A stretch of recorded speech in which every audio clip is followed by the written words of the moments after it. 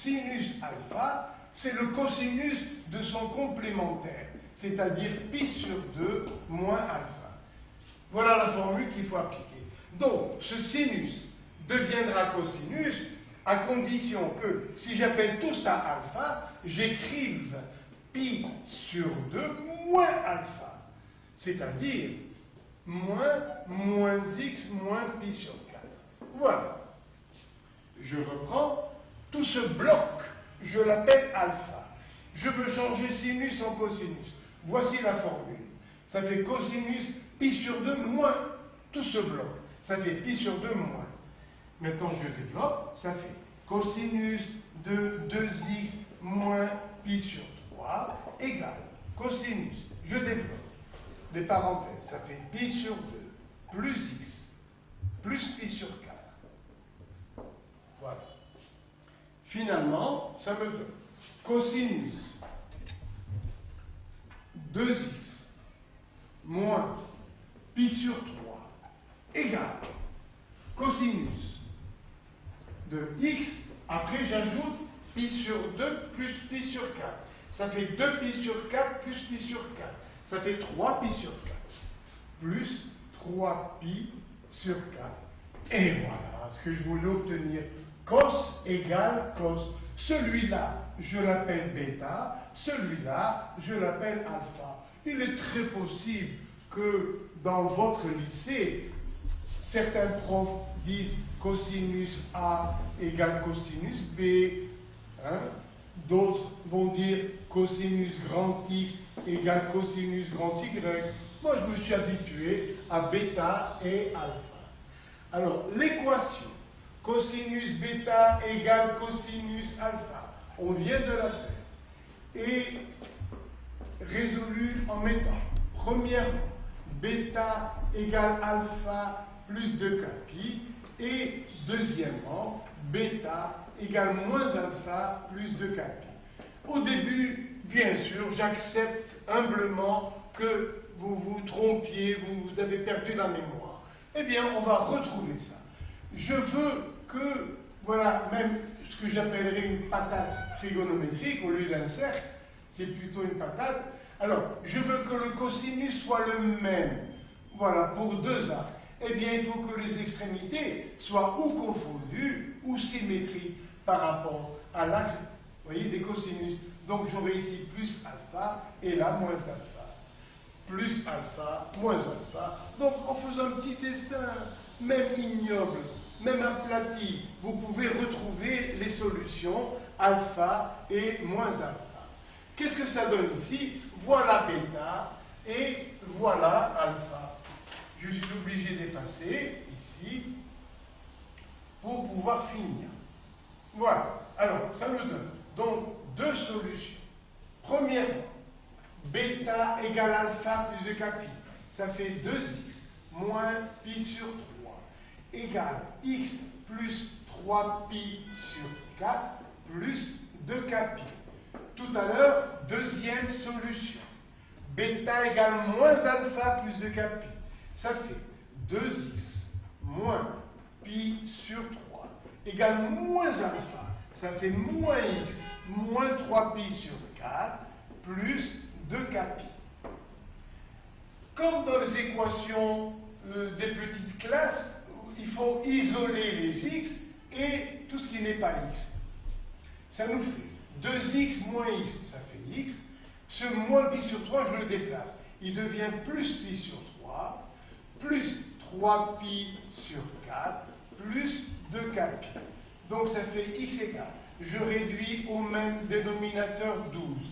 4 pi plus 9 pi, ça fait 13 pi sur 12, plus 2 pi. Voilà la première des solutions. Deuxièmement, on isole les x.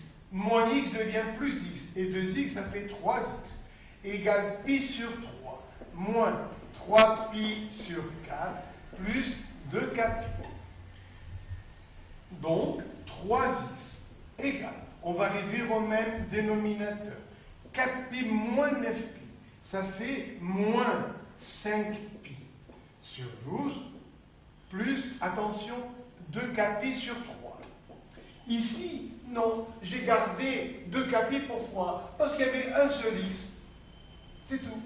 Tandis que là, il y en avait 3. Donc on divise tout par 3. Là, ça fait 4pi moins 9pi. Ça nous fait, alors ça c'est pour 3x. Ça fait 4pi moins 9pi, ça fait moins 5pi sur 12 plus 2kpi, pardon. Et maintenant on va diviser par 3. Ça fait x égale moins 5pi sur 36 plus 2kpi sur 3. Voilà. Eh bien, 13pi sur 12, bon, c'est plus ou moins facile, ça fait 12pi sur 12 plus pi sur 12. C'est-à-dire ça fait pi plus pi sur 12 plus 2kpi. C'est-à-dire 180 degrés plus 15 degrés. Pi sur 4. Ou bien on va prendre pi sur 6. Pi sur 6, ça fait 30 degrés. La moitié, pi sur 12, ça fait bien 15 degrés. Et 180 degrés. Moi, je vais travailler avec les degrés. Donc, ça me fait x égale, à partir de A, ça fait pi plus 15 degrés, plus pi sur 12. Donc, voilà M0 obtenu pour K égale 0. Et comme on a x égale alpha plus 2kpi, il y a un seul point. Dans cette solution, il y a un point qui représente l'extrémité de l'arc solution. Passons au deuxième. Là, au deuxième, il y a 2kpi sur 3, donc il y a 3 solutions. Quelle est la première? La première correspond à k égale 0, donc x0 égale moins 5pi sur 36. On a, alors, pi, c'est 180 degrés. Pi sur 36, ça nous fait, alors, pi sur 18, ça fait 10, ça fait 5 degrés. Pi sur 36, ça fait 5 degrés. Fois 5, ça fait 25 degrés. Avec le signe moins. Donc, ça me fait moins 25 degrés. Voilà, j'arrive ici au point P0. Et son abscisse circulaire, c'est moins 5pi sur 36. Bien sûr, j'ai eu besoin de convertir en degrés. 180 sur 36, ça fait 5 degrés. Fois 5, ça fait 25. Il y a moins devant, ça fait moins 25 degrés. J'arrive à peu près là. P0.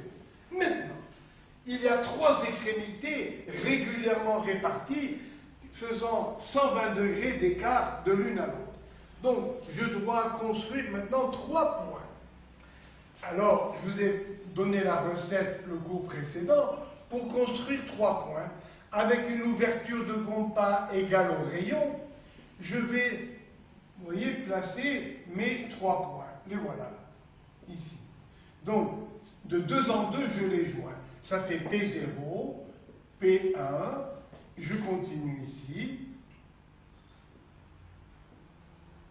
Je les joins de 2 en 2, et voilà le point P2. Donc, P1, pardon, P0, P1, et 2 points plus tard, 2 arcs plus tard, ça me donne ici, pardon, le point P2. Quelles sont les abscisses circulaires de ces points? Les voilà.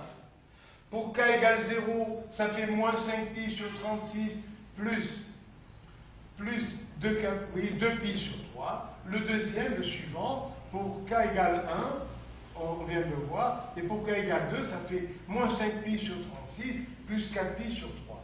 Ou bien, il serait facile, donc on réduit au même dénominateur, qui est 36. Là, on a moins 5pi, bien sûr, et là, il y a 3 comme dénominateur. Pour le rang 36, je multiplie par 12, ça fait plus 24 4pi. Alors, pour k égale 0, ça fait moins 5pi sur 36, c'est-à-dire moins 25 degrés. Si k vaut 1, 24 moins 5, ça fait 19. Donc, le point suivant, on saute de 2. Voilà mon triangle équilatéral. Donc, je saute pour avoir le point suivant. Avec k égale 1, ça me fait donc 19 pi sur 36. Voilà. Et pour avoir l'abscisse circulaire du dernier point, on fait k égale égale 2. Ça nous fait donc moins 5pi plus 48pi sur 36. 48 moins 5, ça fait 43. Donc son abscisse circulaire, c'est 43 fois pi sur 36. Pi sur 36 vaut 5 degrés, et on fait 5 fois 43, ça fait 215 degrés. Donc ici, nous sommes à 215 degrés. Et voilà, donc le problème terminé. Combien y a-t-il de solutions? Il y en a 4. Il y en a une première donnée par la première équation, qui était à 13 pi sur 12, et 3 autres qui sont apparues en résolvant la deuxième partie de la solution. Comment obtenir les 3 points? À partir du premier, on trace 6 fois le rayon avec le compas, 6 fois, et on joint les points de 2 en 2. Voilà, 2 points et 2 points. Et ça nous donne le triangle équilatéral. Ou bien, vous prenez la deuxième méthode, à partir d'un point, comment tracer 3 autres? On trace le diamètre, et on prend la médiatrice du rayon opposé, et ça nous donne le triangle équilatéral. Alors, je vous remercie. Au prochain cours, il y aura encore des tas d'équations, trigonométrie. Je vous remercie, comme d'habitude. À la prochaine.